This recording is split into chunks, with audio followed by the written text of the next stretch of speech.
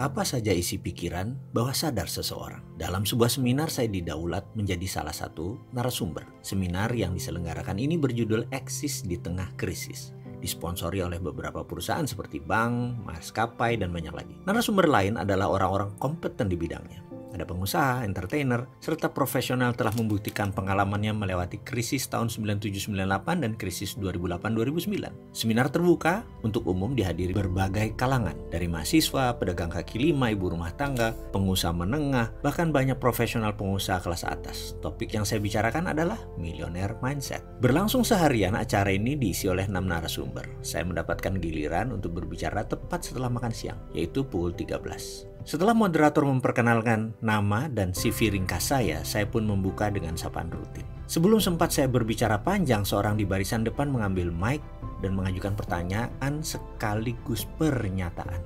Pak Mardigu diundang sebagai apa kapasitasnya? Millionaire Mindset itu apa hubungannya dengan seminar ini? Kalau tidak ada hubungannya sebaiknya kita lewati saja, katanya. Kontan saya terkejut, dan belum berhenti keterkejutan saya, peserta lain mengajukan pertanyaan senada dengan menggunakan mic satunya lagi. Dia berada di posisi barisan tengah. Apa hubungannya seorang pengamat teroris dan pengamat intelijen dengan seminar eksis tengah krisis ini? Lalu membawakan tema Millionaire Mindset lagi. Apa Bapak seorang milioner? Peserta tersebut memprotes dan bertanyakan keabsahan ilmu saya dan korelasi dengan isi seminar. Peserta yang pertama bersuara menambahkan, apakah Anda pebisnis? Apa buktinya Anda pebisnis dan milioner? Jangan sampai Anda mengada-ngada. Seminar ini tentang eksis di tengah krisis. Apa hubungannya dengan narasumber ini? Tadi dari Kacang Garuda menceritakan pengalamannya dan kami sangat terinspirasi. Lalu Pak Lim Siobok dari Triwarsana Dunia Entertainment membuktikan kepakarannya. Terakhir Pak siapa itu dari bank. Dia berusaha mengingat-ingat tapi lupa. Beliau adalah mantan Menteri Keuangan. Catatan ya. Anda membawakan Millionaire Mindset, dia lanjutkan. Sementara kami kenal Anda seorang pakar teroris, pencuci otak teroris. Apa kami mau dicuci otaknya atau bagaimana ini? Saya tersentak, panitia pun gelagapan. Moderator menengahi, baik Pak, biar Pak Mardigu yang menjelaskan ya. Saya pun menceritakan sedikit hubungan saya dengan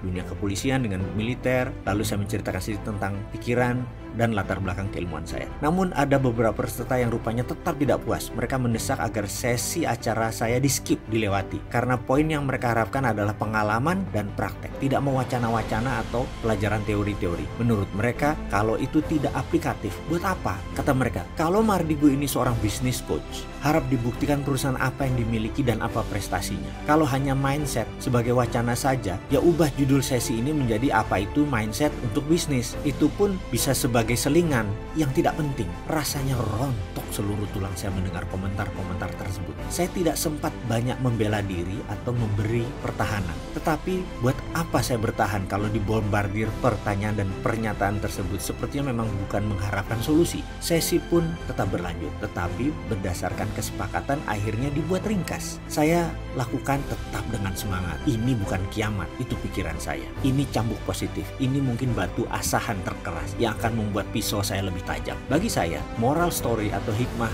yang saya dapat adalah tidak semua orang suka dengan kita. Tidak semua orang kenal dengan saya. Tidak semua orang tahu produk saya. Tidak semua orang nyaman dengan keberpihakan saya. Tapi itulah hidup. C'est la vie. Jujur, saya gemeter dan gentar di seminar tersebut. Di balik senyuman dan perkataan saya itu, saya sedang mengalami masalah keuangan cukup besar. Cerita ringkasnya seakan sekelebat lewat dengan cepat dalam pikiran saya saat mengingat kembali kejadian yang sedang saya alami. Ayah saya baru berpulang ke rahmatullah. Waktu itu kami kurang tahu bahwa ternyata ayah kami menjaminkan rumah satu-satunya tempat tinggalnya ke bank untuk sebuah proyek. Proyek ini dia lakukan berdua dengan mitranya, seorang yang berkewarganegaraan Singapura namanya Yulian. Yang mengagetkan adalah mitra tersebut kabur tidak bertanggung jawab membawa uang investasi tersebut. Awalnya kami tidak tahu, tapi ketika petugas bank bolak-balik ke rumah menanyakan kewajiban cicilan yang sudah 9 bulan tidak dibayar, saya terkejut. Saya pun menghadap kepada bank tersebut dan mereka membuka informasi semuanya. Saya sangat kaget karena kalau dinilai secara keuangan saat itu, ibu saya yang tinggal di rumah itu tidak memiliki harta apapun.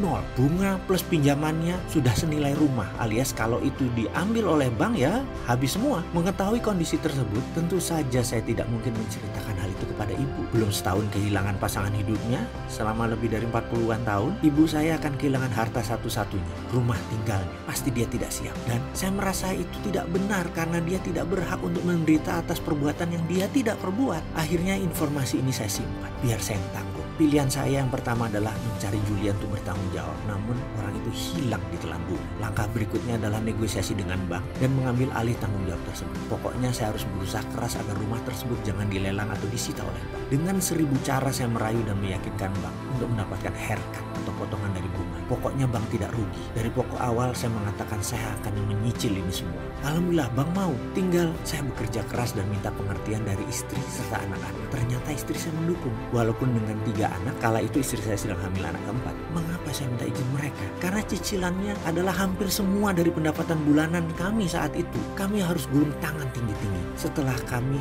berjalan kira-kira 1 tahun, suatu hari ibu tercinta mengatakan bahwa ia ingin pindah ke kampung halaman di Jawa Timur. Ia ingin menjual rumahnya sebagai modal beli lahan untuk berkebun dan sedikit uang untuk hidup. Kata-kata ini bagai petir di siang bolong yang menggelegar. Memang sudah hak ibu saya untuk melakukan itu. Tapi kalau dijual saat itu, hampir semuanya uangnya akan diambil bank. Artinya ibu saya hanya mendapat kira-kira 10%. Dilema saya waktu itu. Apakah ibu saya harus diberitahu tentang kejadian sebenarnya atau saya telan dan tanggung sendiri? Saya pun melakukan hal yang tidak lazim. Saya memilih tidak memberi informasi apapun kepada ibu. Lebih baik saya menjual aset, rumah, tempat usaha, dan mobil untuk menebus bank. Lalu kami bisa mengambil sertifikat dan memberikan sertifikatnya kepada ibu agar ibu bisa menjualnya. Malam itu seperti biasanya saya berdoa memohon kepada Allah Subhanahu wa Ta'ala agar Dia berkenan atas keputusan saya ini. Lalu saya berkumpul dengan anak dan istri, saya menceritakan semuanya dan apa yang akan saya lakukan. Kita akan menjual rumah tempat tinggal kita, ruko di Jati Bening, kantor pusat Rumah Yatim Indonesia, dan seluruh kendaraan kita. Kita akan cari rumah kontrakan sebagai ganti rumah kita sekarang yang akan kita jual. Saya menunggu jawaban istri saya dan anak-anak. Ternyata istri saya berkata, "Ayah, kalau buat bakti ayah kepada orang tua, kami tidak akan berkomentar apa-apa. Dan pastinya ya, apa yang ayah usahakan ini walaupun habis-habisan, tetap saja air susu ibu belum terbayar. Selama ayah ikhlas, aku setuju ya. Anak-anak saya pun setuju. Boleh ya,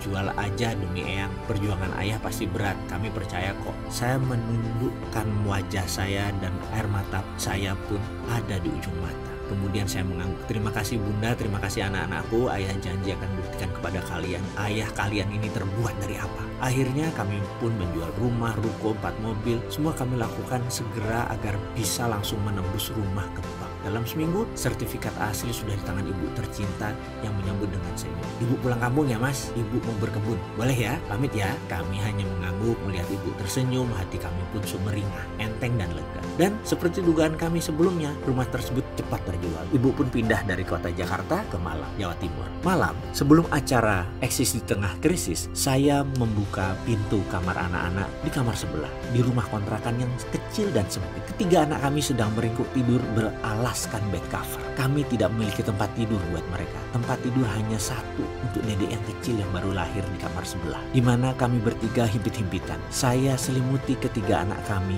kemudian saya kecup kening mereka di tengah lelapnya tertidur mereka. Dan sekali lagi saya berkata, "Akan ayah buktikan ayah kalian ini terbuat dari apa. Kalian akan berkelimpahan dengan ilmu sebelum berkelimpahan kemakmuran. Dulu ayah salah, berkelimpahan materi tanpa ilmu. Ternyata bikin hidup kayak yoyo, turun naik tak menentu." Kembali ke cerita seminar Eksis di Tengah Krisis. Banyak peserta yang meminta saya menjelaskan keilmuan dengan fakta. Sesi milioner mindset tentu harus diisi oleh seorang milioner. Sementara keadaan saya saat itu sedang berayun turun, alias hutang saya miliaran, termasuk hutang usaha. Tapi kan hutang produktif di pembukuan dihitung aset juga kan? Di seminar tersebut saya putuskan tidak menjelaskan harta saya apalagi bisnis saya secara rinci. Biarlah waktu yang membuktikan. Intinya, saya sama sekali tidak kesal dengan mereka yang menyerang. Saya tidak menyesali semua kejadian tersebut. Hanya saja semoga semua mendapat hikmah tersembunyi karena hidup ini penuh teka-teki misteri, menarik dan indah.